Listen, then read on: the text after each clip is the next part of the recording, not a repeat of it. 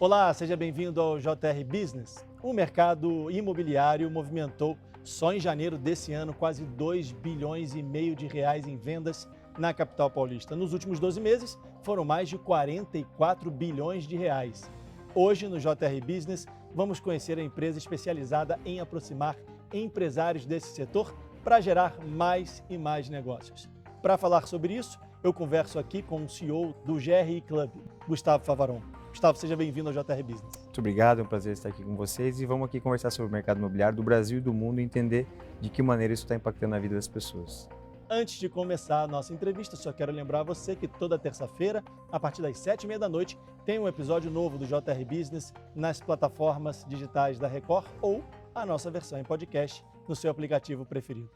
Gustavo, para começar, eu queria que você explicasse para a gente o que é o GRI Club.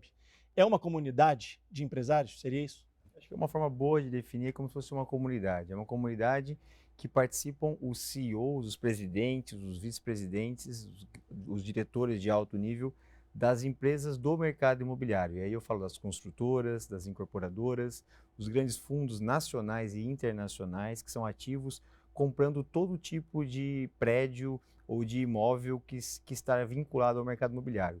Quando a gente fala de mercado imobiliário, a gente vai muito além da casa ou do apartamento. A gente pensa no mercado imobiliário como um prédio de escritórios, um hotel, um shopping center, um loteamento, um galpão industrial, logístico. Então é esse mercado em que a nossa empresa atua, não só no Brasil. Na verdade, o Brasil é um grande player dentro da nossa empresa, mas a gente tem clientes em mais de 100 países e o Brasil representa 20% da nossa receita global. Hoje é um país muito estratégico, mas a gente é muito forte na Europa, Estados Unidos, na América Latina como um todo, bem como na Índia também. Eu sou brasileiro, sou o CEO global da operação, mas é uma coincidência, porque no fundo a empresa acaba sendo uma empresa internacional. Vocês trazem clientes para o Brasil também? Sim, muitas vezes é bem comum quando um fundo internacional quer entrar no mercado em que a gente atua, e ele é um membro nosso em Nova York ou em Londres, por exemplo, que ele via GRI, ele penetra esse mercado e a gente, de certa forma, ajuda ele a se conectar com os principais players, os principais empresários locais,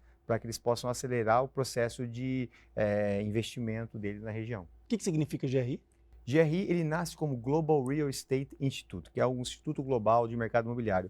Mas ao longo do tempo, o que era uma empresa de eventos, que fazia alguns eventos pontuais, se tornou uma comunidade, como você bem colocou, um clube de relacionamentos. Então a gente manteve o GRI, né, até porque a gente também começou a cobrir infraestrutura na América Latina. A gente é muito forte fazendo a mesma coisa para o mercado de infraestrutura, rodovias, portos, aeroportos, energia, etc. Então a gente manteve GRI como uma marca que a gente é conhecido mundialmente, a gente é líder no que a gente faz no mundo, e adicionamos o termo clube justamente para participar um pouco mais com a percepção de comunidade. É como se fosse networking. Vocês vendem networking. Perfeito. No fim das contas é isso. Como é que funciona o nosso modelo de negócio? Nós não tomamos parte, nós não participamos de nenhuma transação de maneira direta. Nós simplesmente criamos o ambiente com uma curadoria muito grande e com um nível muito alto para a entrada de quem participa ou não desse clube, e nós não participamos dessa transação. Ou seja, eu tenho total isenção e autonomia para indicar as pessoas para conversar entre elas. Porque para mim, se elas fizerem negócio, ótimo para elas. Se elas não fizerem, eu também não ganho, não perco. Como que eu ganho dinheiro? Com uma membership. Então, todos que fazem parte do clube, sem exceção, pagam uma anuidade e cabe ao GRI produzir de diferentes maneiras que essas pessoas se encontrem, não só em eventos físicos, mas também a gente tem uma plataforma muito grande que ajuda com que as pessoas se conectem como se fosse um LinkedIn do mercado imobiliário fechado só para esses membros, que são mais de 15 mil no mundo todo. Então, calma aí, eu agora entendi melhor. Não é só networking, vocês geram confiança no negócio. Correto. Garantem segurança no negócio. Porque quando a empresa ou o empresário entra na comunidade, ele provavelmente passa por uma triagem. Correto. Vocês fazem essa busca para saber se é uma empresa confiável, se ela vai gerar um negócio confiável, Sim. Se o outro membro tem segurança de fazer um negócio com ela, seria isso? Correto. Imagine nós temos 170 colaboradores de mais de 10 países diferentes. Nenhum colaborador meu está autorizado a vender uma membership pura e simplesmente. A gente faz uma consulta para entender quem tem sinergia com os demais membros. E a partir do momento que a gente entende que existem algumas pessoas que podem fazer sentido para os nossos membros se relacionar, a gente submete, quando essa pessoa deseja participar do clube, o nome, a biografia, um pouco de informação da empresa para os outros membros. E cabe aos próprios membros votar numa plataforma eletrônica no que a gente chama de Approval Council, que é um sistema de aprovação que, entre eles mesmos, eles vão trazendo novos membros para dentro para preservar a senioridade e a qualidade desses participantes. Você falou que o clube funciona mais no mercado imobiliário, mas também já está trabalhando com rodovias, outro tipo de empreendimento. Correto. Agora, que história é essa de que muita gente vê o GRI como um Tinder do mercado imobiliário? É verdade isso? É verdade, porque durante a pandemia, imagine, a gente faz muitos eventos para as pessoas se conectarem. Eventos a portas fechadas, a imprensa muitas vezes não participa, e são eventos que funcionam muito bem. E a gente faz evento porque é muito efetivo. Você põe lá 200 executivos embaixo do mesmo hotel ali, durante um dia inteiro, vai sair negócio, certo? De repente chegou a pandemia, a gente não podia mais fazer nada de presencial. Virou live. Exatamente. Só que a gente, em vez de virar só live, a gente criou uma plataforma em que cada membro do GRI tem que responder pelo menos 10 perguntas. Criamos ali em 2020 um algoritmo próprio também. Hoje é muito na moda falar inteligência artificial, mas em 2020 a gente percebeu essa oportunidade. Eu peguei lá os 15 mil membros, todos eles responderam um questionário e a gente começa a fazer o quê? Cruzar as respostas. Se eu quero comprar um hotel no sul da Itália e esse cara quer vender um hotel no sul da Itália, eu sei com quem eu devo falar. Da match. Exatamente. Deu match, a gente põe os caras para conversar. Então a gente fez muito isso, a gente fez milhares de reuniões online de matchmaking para que as pessoas pudessem se conversar e entender durante a pandemia. Então naquela época chamaram a gente do Tinder do mercado imobiliário e até hoje a gente segue muito forte nessa parte online. O grande diferencial é que, além do papel online, a gente usa muito a inteligência artificial hoje em dia para fazer com que as reuniões presenciais elas sejam mais efetivas. Como? Imagine você que em Paris, por exemplo, em setembro desse ano, a gente vai ter o nosso evento que chama-se Europa GRI. É um evento que vão ter 700 presidentes de empresas da Europa inteira participando. Se você é um presidente de uma empresa que faz mercado residencial na Polônia, você vai procurar fundos de investimento para colocar dinheiro onde? Na Polônia, no mercado residencial. São 700 pessoas. Como você vai achar quem é o cara certo? Então, de maneira muito inteligente, o meu sistema vai te mandar um e-mail uma semana antes, dizendo assim, fulano, você vai estar ali no GRI Europa em Paris na semana que vem, terça e quarta, segue abaixo, eu tomo a liberdade de selecionar para você 14 nomes. Esses 14 nomes, eles têm interesse na Polônia e têm interesse em investir no mercado residencial. Eu sugiro que você tome um café com eles durante esse evento. Você quer que eu te ajude a agendar essas reuniões?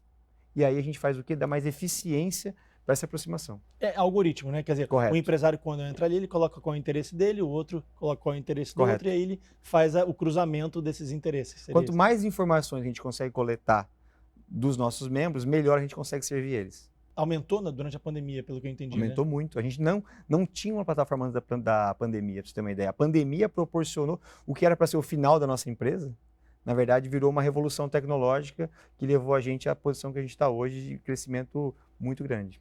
A empresa começou, o clube, digamos assim, começou na Europa, Correto. como uma empresa que organizava eventos. Seria Correto. isso? Como é que foi esse início? Ela surge em 1998 como uma empresa que fazia eventos anuais em cada país. Fazia o GRI UK, que é do Reino Unido, o GRI Alemanha, teve na Índia.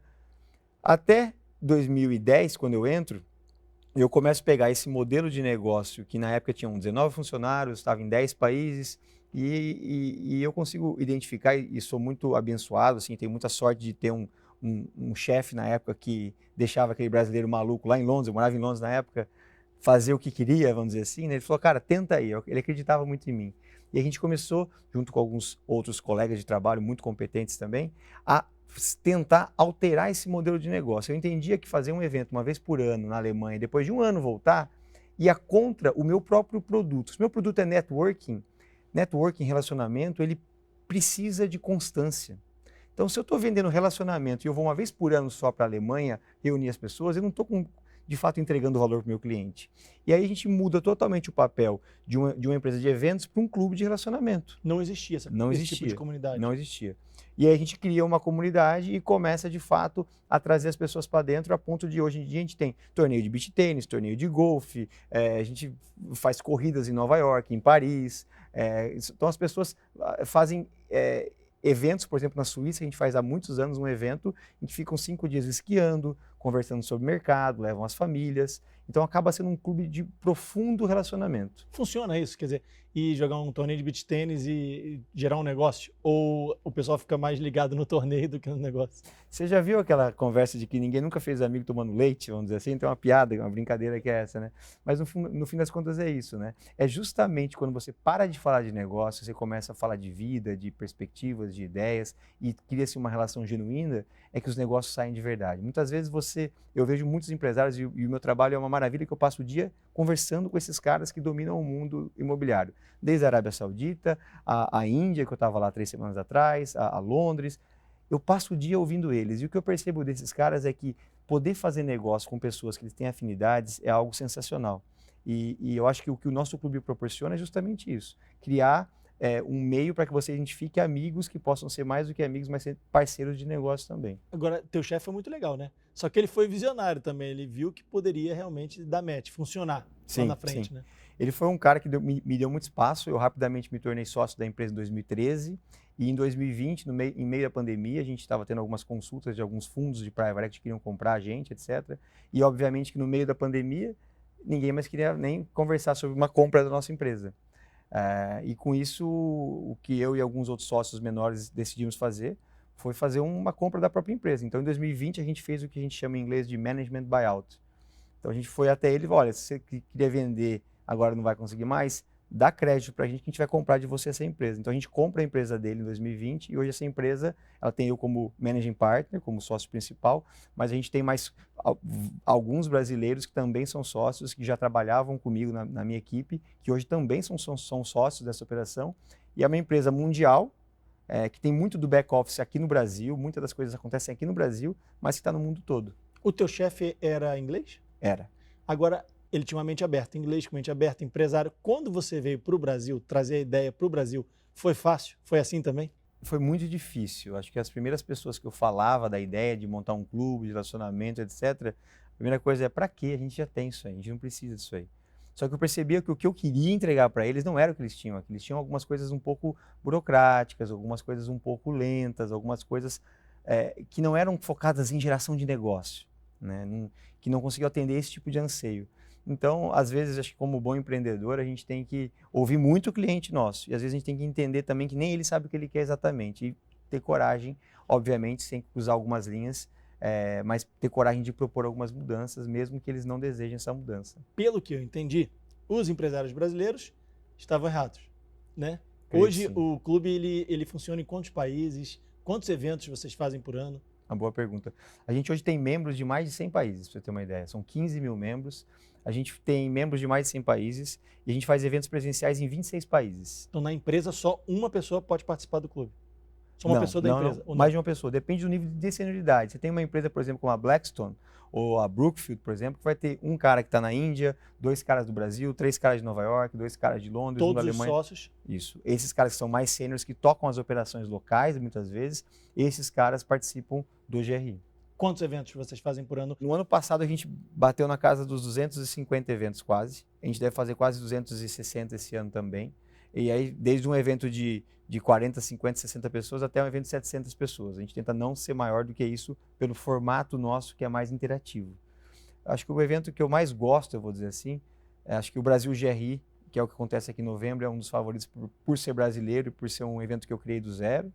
Mas o principal mesmo é o nosso evento que acontece na Suíça, St. Moritz, né? St. Moritz, eu estive lá, fiz uma série de reportagens lá. Maravilhoso, né?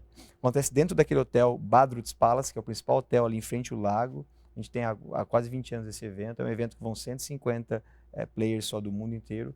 É um evento extremamente caro, extremamente complexo para se construir. São 5 dias de evento e certamente acontece todo mês de janeiro. E certamente é um evento que, de certa forma, não só fala das... Todos os anos acontece. E ele não só fala das tendências, mas eu ali presenciei nascerem muitas tendências nessa reunião, porque os caras que estão ali são realmente os caras que movem o capital do mercado imobiliário mundial. Então, às vezes, eles têm uma ideia que o outro compra porque está precisando daquilo. Exato, e dali nasce uma tendência. Então, eu gosto muito de estar ali, eu participo. Esse evento eu não trabalho, eu costumo ir para lá, participar das discussões e o time todo roda o evento muito bem, que é excelente. E são sempre negócios fechados B2B? Sempre B2B, nunca B2C. O cliente final, ele vai absorver o resultado dessa transação, mas os negócios que acontecem é entre um cara que vai pôr capital e um cara que vai desenvolver um shopping. Um cara que vai pôr dinheiro e outro cara que vai pôr um pedaço de dinheiro, mas vai fazer a construção daquele edifício de prédios de escritórios, por exemplo, ou um hotel. Então, na verdade, as transações nunca são B2C, não tem o cliente final, é B2B sempre. Não tem um investidor, o cara que é só o investidor, por exemplo. Quando tem investidor, não é o investidor que a gente está acostumado no mercado imobiliário tradicional, que é o cara que compra um apartamento para alugar. Imagina isso aqui numa escala 1000 vezes maior. É o cara que vai comprar o prédio, um shopping center para alugar as lojas, entende? Esse é o cliente. O investidor meu é esse cara. É um fundo soberano de Singapura, é um fundo soberano de Abu Dhabi, é um fundo de private equity que tem alguns bilhões sob gestão. Então, esse fundo, ele pega dinheiro das pessoas que querem investir em real estate em escala maior e concentra esse dinheiro e faz investimentos de alto impacto, né? Então, ele vai comprar um hotel inteiro, por exemplo, por 500 milhões de reais. Então, esse é o tipo de transação. Eles só se encontram nos eventos ou tem reuniões online, por exemplo, mensais? Como é que funciona isso? E eu queria que você descrevesse um pouco o evento. São palestras, são rodadas Legal. de discussão, de negócios? Como é que funciona? A gente tem os eventos online também, que ajudam bastante. Eu acho que especialmente para benchmark, para poder se comparar, né? Então, a gente vai fazer um evento sobre hotéis. A gente traz um cara da Índia, um cara da Alemanha, um cara de Nova York e fazem lá, a cada 2, 3 meses, tem uma reunião só sobre hotéis. E cada mês cada reunião vai ter um tema diferente. Esse mês nós vamos falar sobre experiência do cliente. Esse mês a gente vai falar de investimento, ou de futuras tendências de mercado, ou de tecnologia e mercado de hotéis. Então, são reuniões online, que tem um comitê global que organiza e que falam de temas. Isso é para o online. Já o presencial, ele é um pouco diferente de um evento tradicional. As pessoas que estão aqui ouvindo a gente devem ter participado de algum evento que você vai lá, tem um palestrante, uma apresentação, um PowerPoint. Nós, em 90% do tempo, nós não temos isso. Na verdade, o que a gente tem são rodas em que as pessoas sentam em círculos concêntricos e ali elas acabam conversando entre si sobre um tema específico. Tem um mediador? Tem sempre um mediador, que é o moderador, que a gente chama, que tem como função não falar mais que ninguém, mas assegurar que qualquer pessoa da sala possa ter sua vez de falar, para que ninguém monopolize. Não é permitido nenhum discurso de venda ali dentro, é para discutir o mercado. Se alguém ali começa a falar, olha, o meu produto é melhor, é proibido, né? E tem mais uma coisa interessante para citar desse modelo nosso, é que a gente tem uma determinação muito grande de ter uma proporção de 80% serem donos de capital, que eu digo assim, é o cara que coloca o capital dele no risco, que é o investidor, que é o incorporador, a pessoa que vai construir mesmo aquele prédio, vai ser o dono do prédio, e 20% da audiência nossa é constituída de prestadores de serviços que são super importantes para o mercado, como advogados, arquitetos, intermediadores dessas grandes transações. Mas a gente restringe a quantidade de membros no clube a 80% dos que colocam capital e 20% os que prestam serviço. Então, em muitos mercados, a gente nem tem posições abertas para prestadores de serviço, porque se bateu 20%, tem que esperar crescer esse número aqui para aí abrir vagas para o número de advisors que a gente fala. É sempre a relação 80-20. 80-20. Você tem ideia de quantos negócios já foram fechados por meio desses eventos? A gente tentou já traçar isso várias vezes, né? E é muito comum as pessoas dizerem, olha, isso aqui eu fechei lá, ou então isso aqui eu não ia fechar, mas eu reencontrei a pessoa no GRI e a gente voltou a falar sobre aquilo. Mas para você ter um valor exato, assim, seria injusto, porque o relacionamento é difícil você saber onde é que começou, onde é que terminou. Quando você se apaixonou por uma mulher, por exemplo, ou por um homem, qual é o processo? Quando que você de fato deu certo ali? Quando que nasceu aquilo ali, né? Então é difícil você colocar um pin onde foi naquele momento. Mas o que a gente nota cada vez mais e acho que a grande resposta para o quão efetivo é isso, é a taxa de renovação de membership, né? A grande parte dos membros estão com a gente há muito tempo e renovam ano a ano ali dentro. E alguns já falaram para mim várias vezes, tipo, cara, aquela transação que eu fechei pagou minha membership pelos próximos X anos e ficam felizes com aquilo, porque não é como você ir lá comprar um celular, comprar um sapato, é uma construção, uma transação que vai custar muitas vezes R$ 1 bilhão, 500 milhões de reais. Recentemente, um membro nosso comprou um hotel no Rio por 550 milhões de reais. E eu sei que eu vi eles conversando no evento, mas será que foi ali que foi fechado? Como é uma coisa mais complexa, envolve advogados, envolve muita due diligence, eu acho que não é diretamente ligado a isso. Então, faz parte do processo, mas é difícil você colocar um número exato. Barato, né? 500 milhões de reais, assim, de repente. Depende de quem, né? Tem gente que não vem... Tem muitos... a gente tem membros na Colômbia, por exemplo, e eu lembro que eu estava falando com alguns deles, eles se queixando, né? Pô, mas os caras não tá tendo tanto investidor internacional aqui, etc. Eu fui falar com alguns caras que investem na América Latina, por que você não está olhando para a Colômbia, né? Na época ele me falou, pô, cara, não dá para escalar, você vai comprar um negócio de 500 milhões, mais 500 milhões aqui, mas você não tem escala. Ou seja, para esses caras, a dor de cabeça que dá para analisar um business de 500 milhões ou de 1 bilhão é a mesma. São os mesmos elementos, a mesma planilha de Excel, então eles preferem atuar em mercados onde eles possam escalar.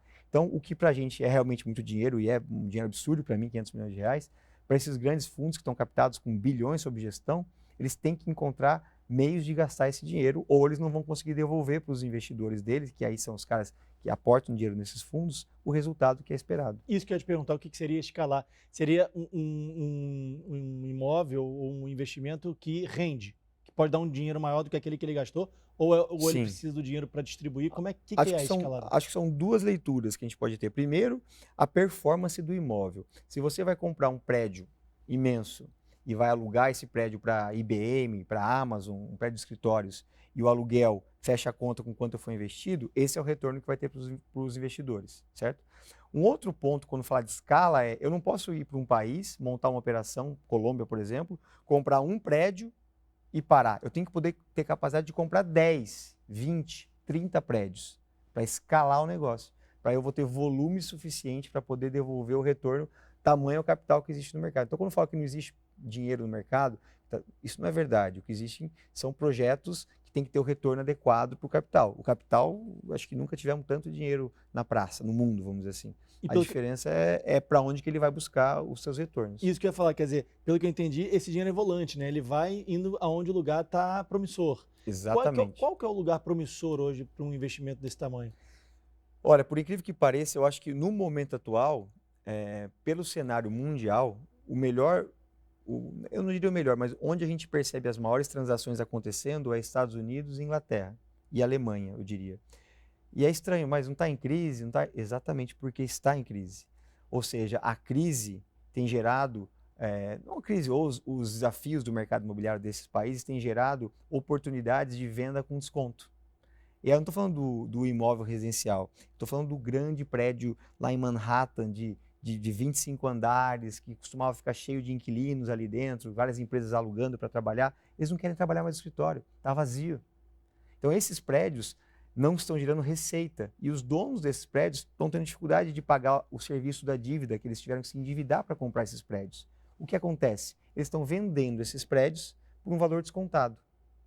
Então, esse é só um exemplo, mas existe uma série de oportunidades de negócios acontecendo em mercados que são super maduros, como Estados Unidos e Inglaterra, nesse momento, que tem feito com que o dinheiro dos investidores internacionais fique mais nesses locais no momento. Eles conseguem ter um bom retorno, porque os valores dos prédios, sejam eles residencial, escritórios, hotéis, shopping centers, eles estão mais descontados nesses grandes centros do mundo. Gustavo, infelizmente nosso tempo chegou ao fim, o papo está muito bom, mas a gente tem que encerrar o programa agora. Gustavo Pavaron, que é CEO do Grupo GRI Club.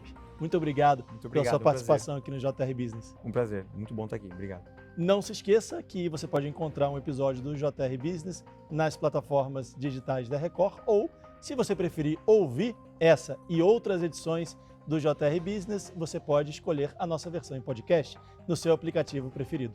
Muito obrigado pela sua audiência e a gente se vê.